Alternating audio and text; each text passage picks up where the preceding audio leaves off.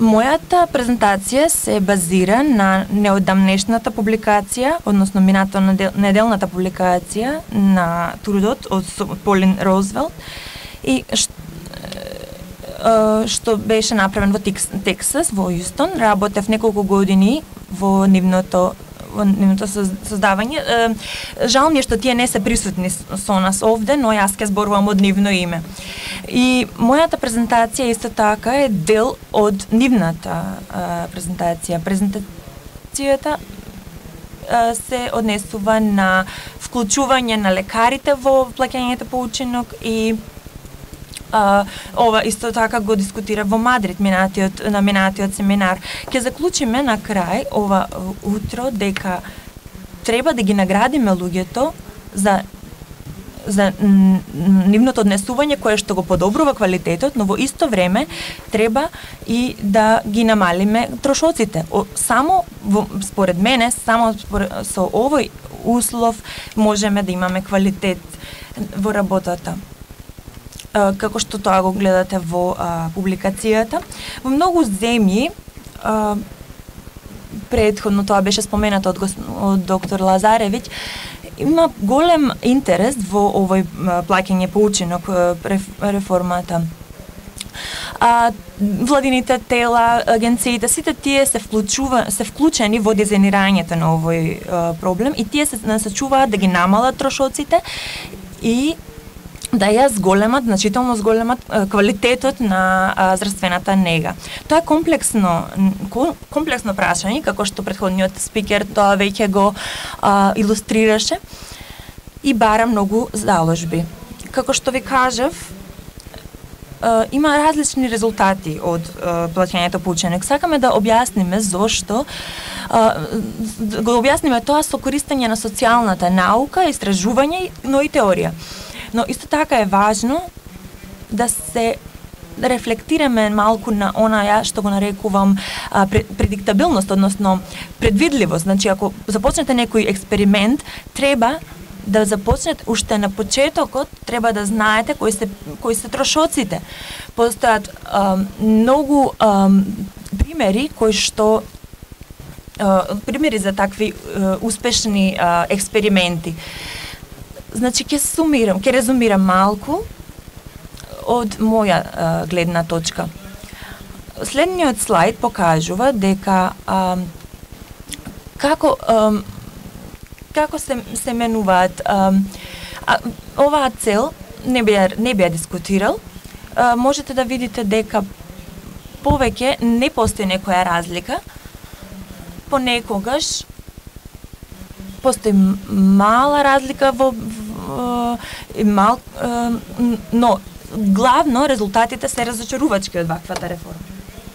Прашањето е зошто постојат толку големи варијации или разлики во резултатите кои што се добиени од спроведувањето на оваа реформа и заклучивме по ревизијата на неколку различни студии дека постојат големи разлики или варијации во примената на здрави истражувачки методи. Како доктори или лекари може да направите истражување само со здрави истражувачки методи. Сепак, постојат голем број на методологии или методолошки проблеми во најголем дел од студиите што се однесуваат на резултатите на плаќање по учинок реформата.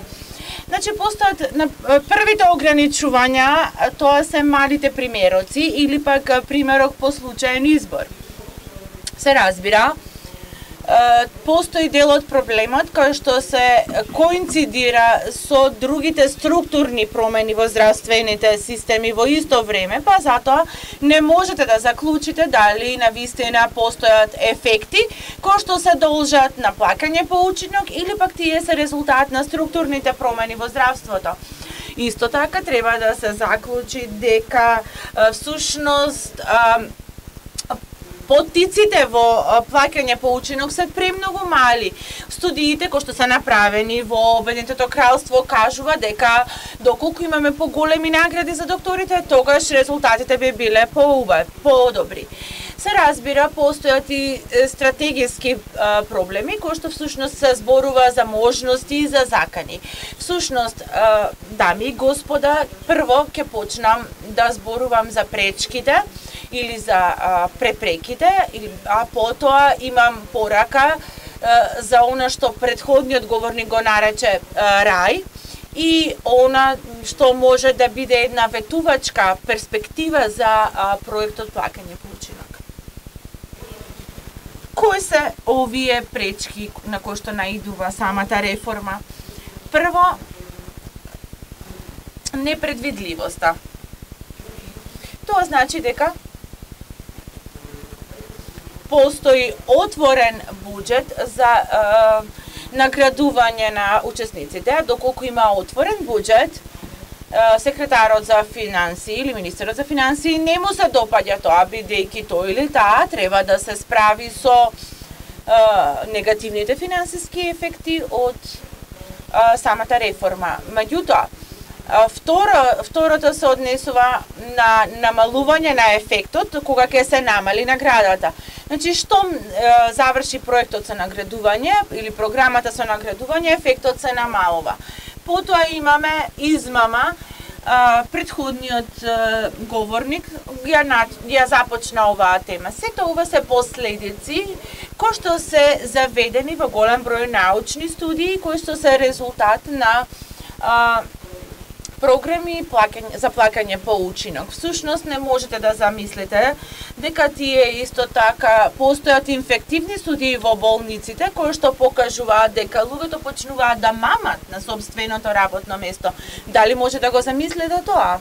Меѓутоа, се разбира, тоа се случува. Последната поента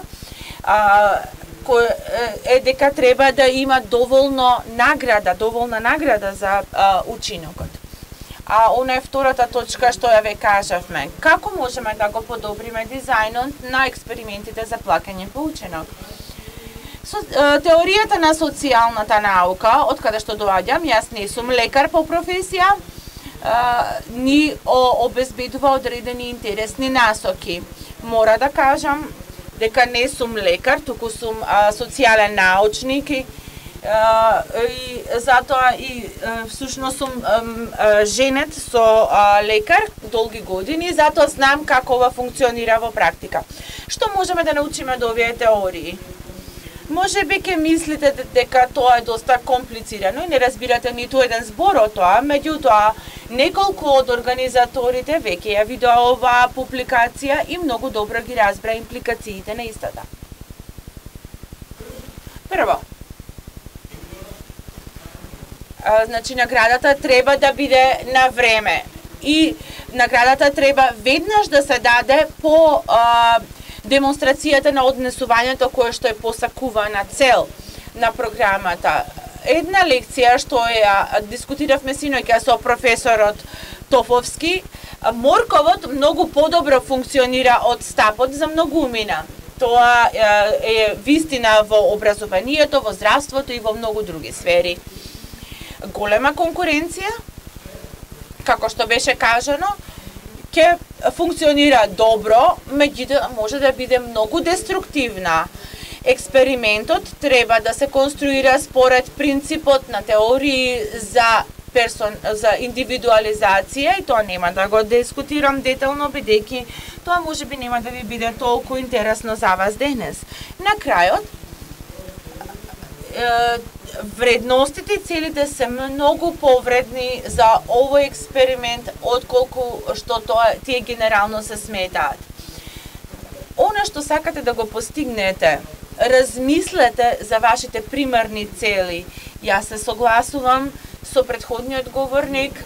Ние секогаш размислуваме за конкуренцијата како за плодна, меѓутоа на следниот слайд ќе ви покажам неколку наоди од други студии каде што конкуренцијата донела негативни резултати. Ние накусо ги скициравме дека не намалување на иновација, не повисок квалитет, туку помал.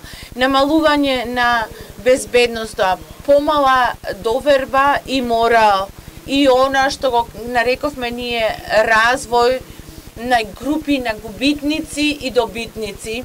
И синоќа јас научив што тоа значи во вашата земја и конечно прашањето за појавата на концентрација.